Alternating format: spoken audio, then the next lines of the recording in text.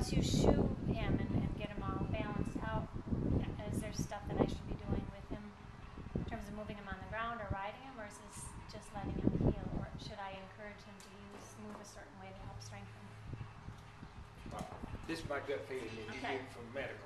From a medical standpoint, the way Jim is going to shoot him is going to alleviate the stress and strain off of the back end. You know, particularly even through the entire back of the leg from the tail head all the way down. Okay, so it's going to alleviate some tension across that region.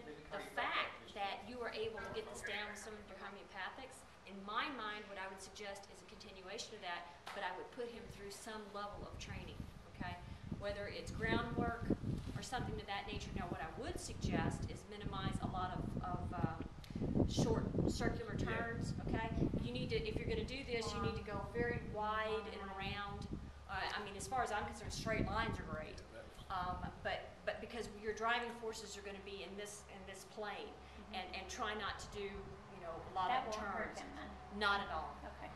Not at all. As a matter of fact, my thoughts are these. I think what you're going to find is he will actually feel a lot more comfortable. You're going to feel him more balanced. You know, if whether you're on the ground, you're going to watch him a little bit more balanced, or if you're seated on him.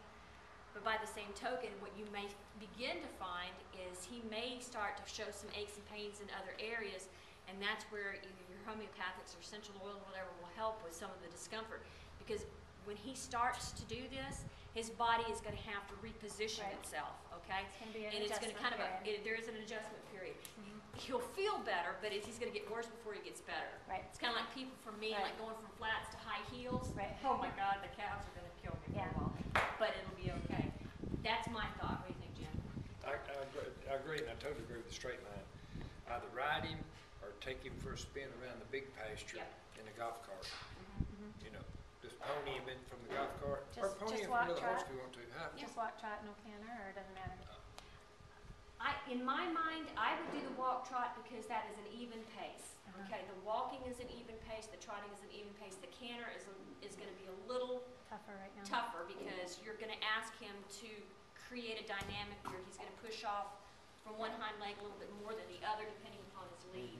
So I'm of the opinion if you can just do walk trot for right now, and you can go from his short little Western pleasure trot, no 4-beat gaits, okay, and then maybe you can extend him out at the trot, okay. Once he feels like he's feeling better, and he's going to tell you that. In my mind, I think that's what's going to happen. Is he'll start to trot, and of course, horses are like people. They start to associate discomfort with a particular activity. The idea is to try to get that to disconnect. And so what it means is you get him convinced that this is not going to be uncomfortable, and then he's going to tell you when he wants to extend. But then he needs to do that. I mean, you might have to keep him in check so that he's not so fresh, in the beginning. Then he goes Take it nuts. slow. Yeah, it just goes slow. So, Now, I haven't given him the remedies probably like 2 months. really? Yeah. See, and this would be interesting because the ultrasounds are nice, but radiographically you can see the extent of the lesion, and it would have been nice to have a radiograph of it then versus now to see how much of a change. Right. That's it, because I'm a believer in herbs and homeopathics.